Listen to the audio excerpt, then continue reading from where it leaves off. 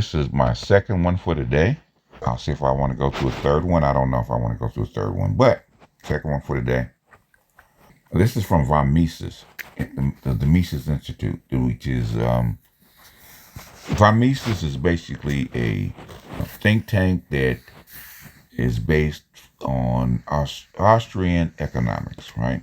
Trade, all that kind of crap, right? That is von Mises. A lot of your University of Chicago economics and is basically the Austrian School of Economics.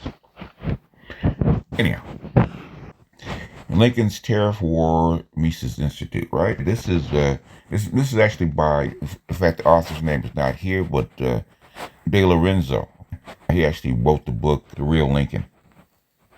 He's a Civil War historian. He's written a bunch of books.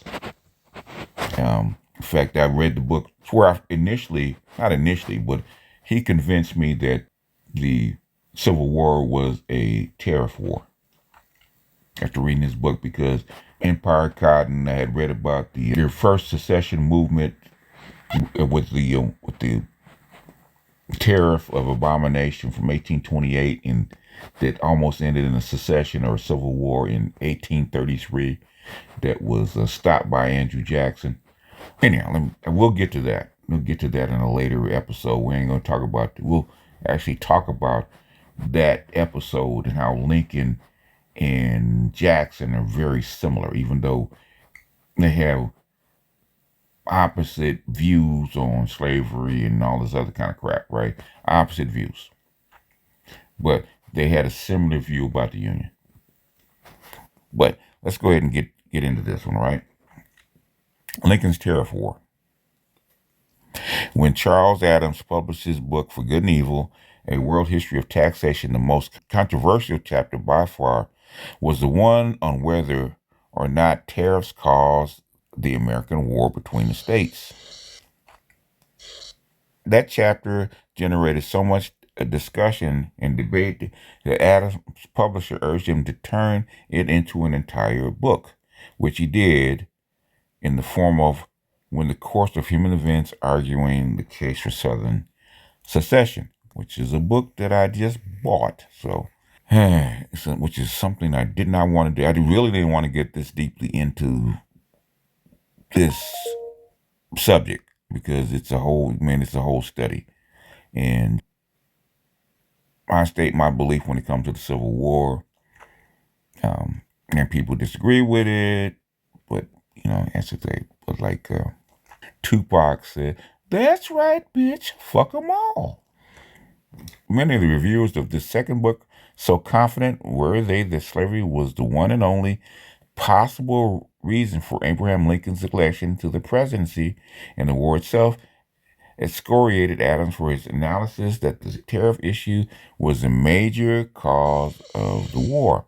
Adams recently told me in an email that after one presentation to a New York audience, he felt lucky that no one brought a rope. It is an emotional issue because we have been so socialized and culturalized to believe that there's one reason about the Civil War, or the main reason about the Civil War is slavery. And the more you read about it, the more you disagree. When I first read it, that Lincoln, out of his own mouth, said he's not fighting a civil war to free the slaves. My book, The Real Lincoln, has received so much the same response with regard to the tariff issue. Yes, it has. There is overwhelming evidence that Lincoln, a failed one-term congressman, would never have been elected had it not been for his career-long devotion to protectionism. That is true. And the moral tariff, which Lincoln was expected to enforce, was the event that triggered Lincoln's invasion, which resulted in the death of hundreds of thousands of Americans. A very important article that documents in great detail the role of protectionism ascendancy to the present is Columbia University historian Reinhard Lucen's Abraham Lincoln and the Tariff, published in July 1944, which I do have. in the 1944 issue of the American Historical Review, as I document in The Real Lincoln, the 16th president was one of the most ardent protectionists in American politics during the first half of the 19th century and had established a long record of supporting protectionism and protectionist candidates in the Whig Party. In 1860, Pennsylvania, they go through that, was acknowledged key to success in a presidential election. It had the second highest number of electoral votes. Pennsylvania Republicans let it be known that any candidate who wanted the state's electoral votes must sign on to the high protectionist tariff to benefit the state's steel and other manufacturing industries. As Lucen writes in the Moral Tariff Bill itself was sponsored by the Republicans in order to attract votes in Pennsylvania. He did say that. And I might do the Lucen article, but I think you need these to actually understand why he's using this evidence. The most influential newspaper in Illinois at the time was the Chicago Press and Tribune, under the editorship of Joseph Medill, who immediately recognized that favorite son Lincoln had just the protectionist credentials that the Pennsylvanians wanted. He editorialized that Lincoln was an old clay Whig, is right on the tariff, and he's exactly right on other issues. Is there any man who could suit Pennsylvania better? At the same time, a relative of Lincoln's by marriage, Dr. Edward Wallace of Pennsylvania, sounded Lincoln out on the tariff by communicating to Lincoln through his brother, William Wallace. On October 11, 1859, Lincoln wrote Dr. Edward Wallace, "My dear sir, your brother, Dr. William S. Wallace, showed me a letter of yours in which you kindly mentioned my name, inquire for my tariff view, and suggested the propriety of my writing a letter upon the subject. I was an old Henry Clay tariff Whig. In the old times, I made more speeches on that subject than any other. I have not since changed my views." Lincoln was establishing his bona fides as an ardent protectionist. At the Republican National Convention in Chicago, the protectionist tariff was a key plank. As Lucen writes, when the protectionist tariff plank was voted in, and the Pennsylvania and New Jersey delegations were terrific in their applause over the tariff resolution. The hilarity was contagious, finally pervading the whole vast auditorium. Lincoln received the support of almost the entire Pennsylvania delegation, writes Lucen, partly through the efforts of doctrinaire protectionists such as Morton McMichael, publisher of Philadelphia's Bible of Protectionism, the North American newspaper. Returning victorious to his home of Springfield, Illinois, Lincoln attended a Republican Party rally that included an immense wagon bearing a gigantic sign reading Protection for Home Industry. Lincoln's and the Republican Party's economic guru, Pennsylvania steel industry publicist, lobbyist Henry C. Carey declared that without a high protectionist tariff, Mr. Lincoln's administration would be dead before the day of inauguration. The U.S. House of Representatives had passed the moral tariff in the 1859-1860 session, and the Senate passed it on March 2nd, 1861, 2 days before Lincoln's inauguration.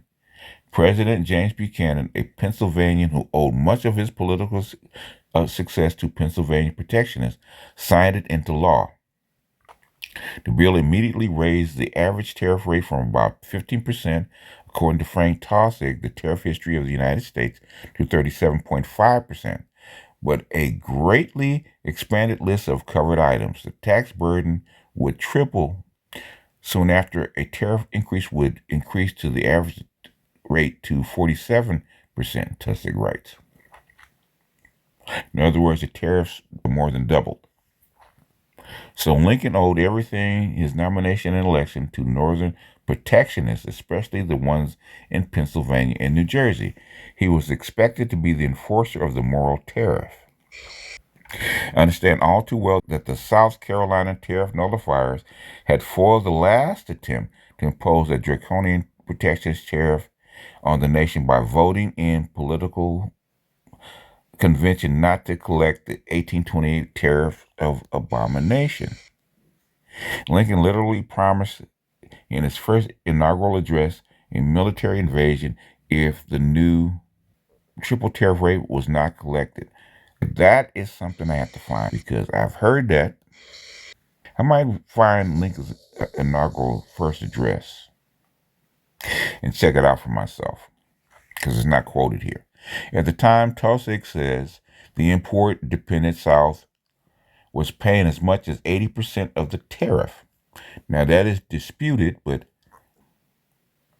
while complaining bitterly that most of the revenues were being spent in the North, the South was being plundered by the tax system and wanted no more of it.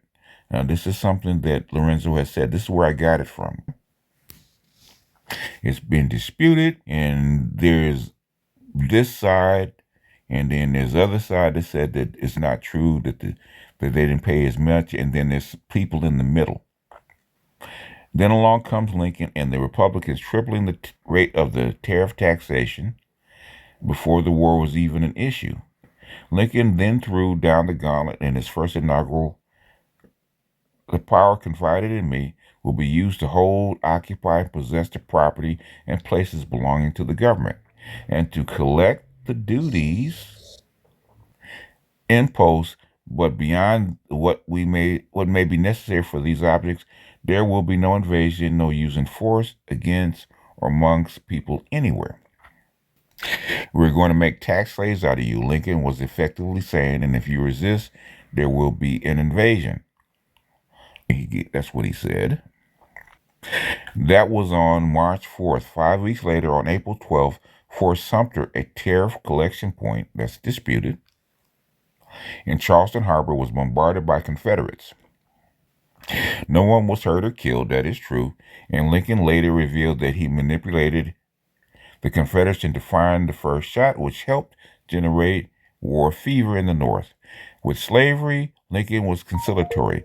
In his first inaugural address, he said he had no intention of disturbing slavery, and he appealed to all his past speeches to anyone who may have doubted him. Even if he did, he said it would be unconstitutional to do so. But with the tariff, it was different. He was not about to back down to the South Carolina tariff nullifiers, as Andrew Jackson had done. In fact, I was just saying that on my last thing. Okay, Lincoln and Andrew Jackson are very similar in this approach, and was willing to launch an invasion that would ultimately cost the lives of 620,000 Americans to prove his point. Lincoln's economic guru, Henry C. Carey, was quite prescient when he wrote to Congressman Justin Morrill in the mid-1860s, nothing less than a dictator is required for making a really good tariff. That's page 1614, Lincoln and the Tariff, and which I have not read that one. Okay, that's a long-ass book. I probably will read it sometime in the near future, but not today.